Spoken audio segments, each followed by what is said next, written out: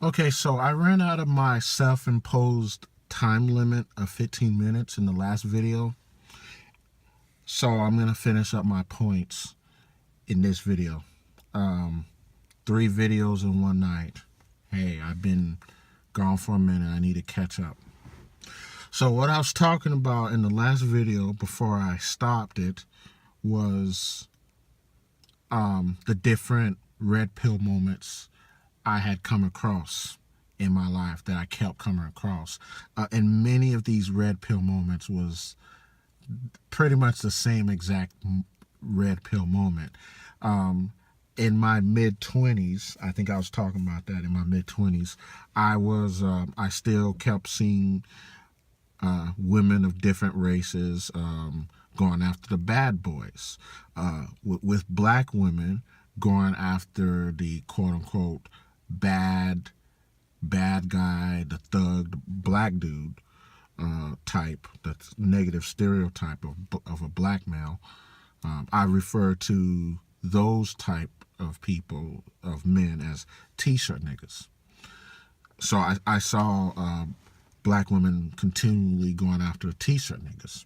And I used to complain to, and this was a really big deal. I saw that really starting in college and even after college. I actually seen that before college, but I didn't give it a name to that. I just referred to it as bad boys. But I used to complain to my friends, my good friends I went to college with. These were also other black men who were a good, quote unquote, good black men, just like myself, decent type. We did not fit under the negative stereotype. We weren't the thugs. We weren't the bad boys. We weren't the players. We were just nice guys. We treated women with respect. We didn't call them bitches and hoes, even though that's exactly what the fuck they were being. But, and we knew that. We still was like, oh, let's just be a gentleman. Let's treat them nice and all that. And they didn't respect us whatsoever. They didn't appreciate it. And then we sat back and we watched the t-shirt nigga get all the pussy, get all the positive attention and the positive reinforcement from the black women, and they treated them with a whole bunch of respect, and then the black women just played head games, mind fucking us, and just bullshitting us, and we're just left out, and it is what it is with that. So I saw, and I was the one who started speaking on it out of my crew, and everyone was like, oh, don't focus on that. Don't pay attention to that. Yeah, those t-shirt niggas, they're not paying attention to you. Yeah, motherfucker. Yeah, of course he's not paying attention to me. Why would he? Why should he? I wouldn't want him to do that. You know, you're missing the fucking point. See, that's what happened when you're dealing with down south people. They want to be stuck in their box and just not pay attention to shit, you know, and you try to point something out. And I know this happens all over, wherever you go, but it's really horrible down south. That's where I was at. I'm not from the south. I'm from Southern California, but I ended up there, and it is what it is. But these were still my good friends, even though they were from the south. But I'm just telling you, like, part of that southern mentality. But I was like, no, man. You know, I was like, this is a problem right here. And you know, just be yourself. You know, don't worry about that. See, that's why I made that video. Don't just be yourself. Be your best self. That's my whole fucking point in my last previous video. You know, don't be yourself. You know, yeah, be yourself. Be who you are, but be your best self, and just being yourself is not going to cut it. So I was like, no, it's not just about being yourself. Yes, be yourself, but something's going on here. You know, I don't appreciate, you know, the women just not giving me a chance to, I want to date just like any other man. That's really the whole point. I want to date Well, not just date, have fun, just like any other man. It's normal to do that.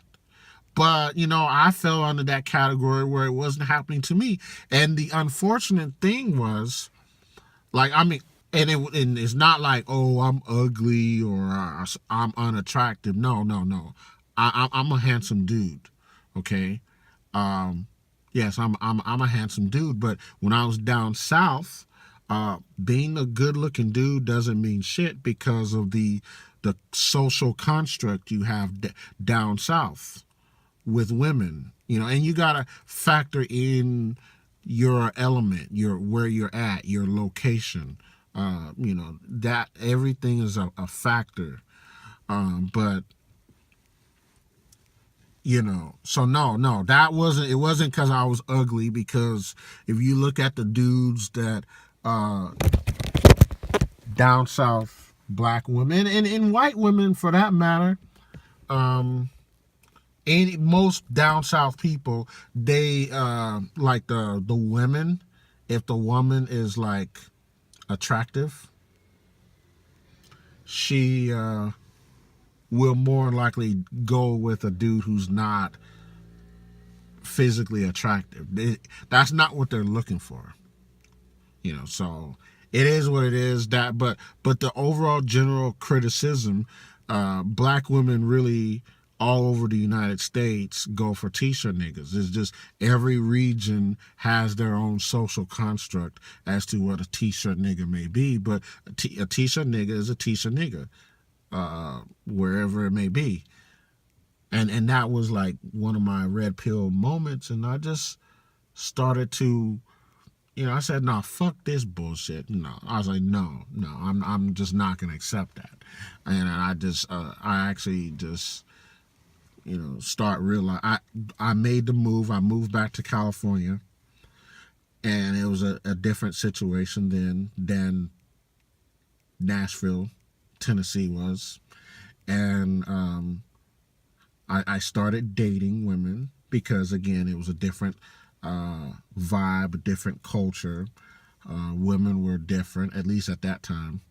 And everything changes, by the way. But, so I was happy, I was going on dates and whatnot. But the whole point of the red pill rage is like, no matter what happened, I thought that I like moved on with my life and whatnot, and I was dating, I was doing normal things like regular dudes would do.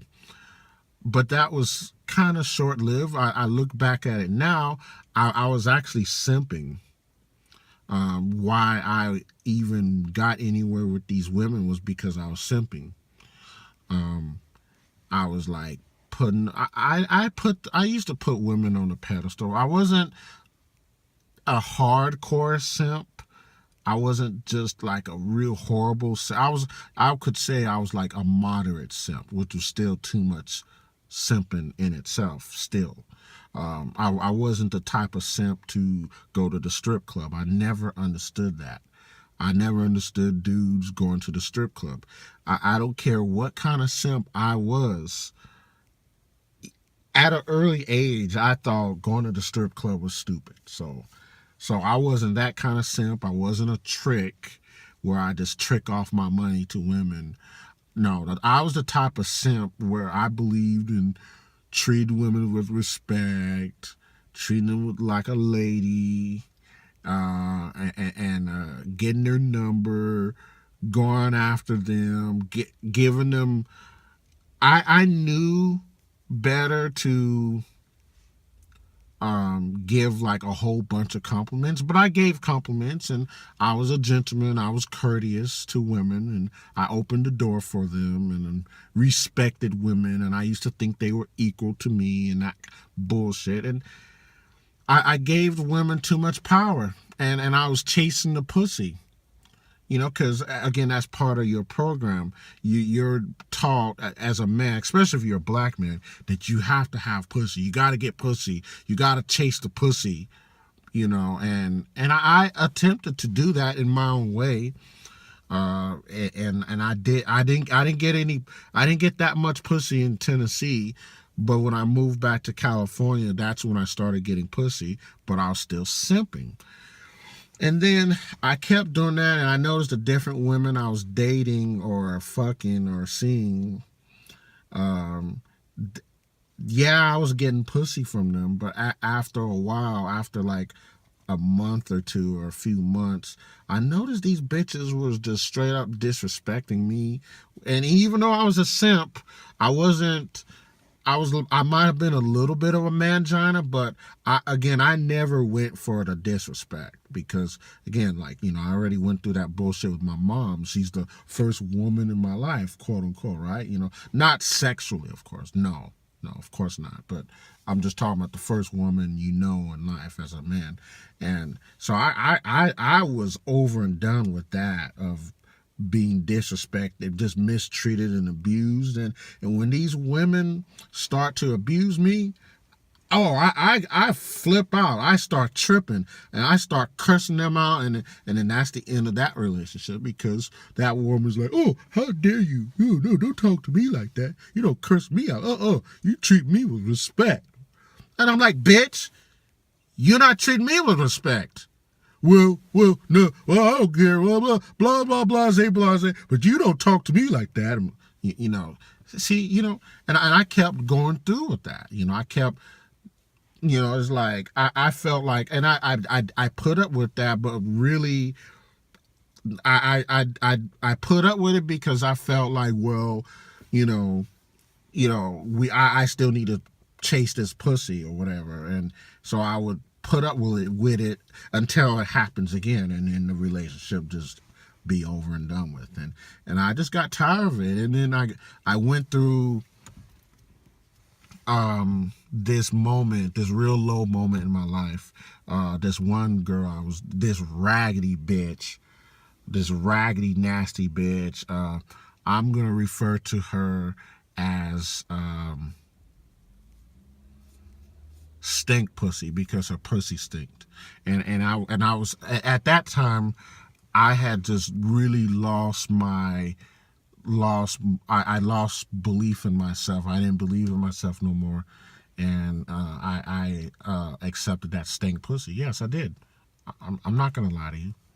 You know, and I didn't think I could do any better. And then I would complain to my high school buddy I knew from high school about it, and he's the one that put me on Tom Leykis. And that was when I had the real red pill, because it was here on YouTube that there's a man talking about all the different things that I had went through, and it made perfect sense because everything he talked about I went through, with the exception of marriage and having children. That hasn't happened for me. But yeah, but the red pill rage, you know, after I listened to Tom Leykis, and I listened to I went to I think a Walgreens, and I bought a USB drive, and I went to the library because I didn't own a computer, and I just uploaded or downloaded every video I could and save it onto my USB drive because that was good information. It was good shit. And then I listened to other people on YouTube and Barbarossa, and then I came across black men such as Tommy Sotomayor and Tariq Nasheed, even though they had a beef pretty soon after that. But and Tariq Nasheed had good shit at that time, and a part of me still wanted game, so I wanted to learn game, you know, because I just wanted to be better with women. And I must say I've gotten better with women. But when you go through your red pill rage, you need to just, you know, don't give up.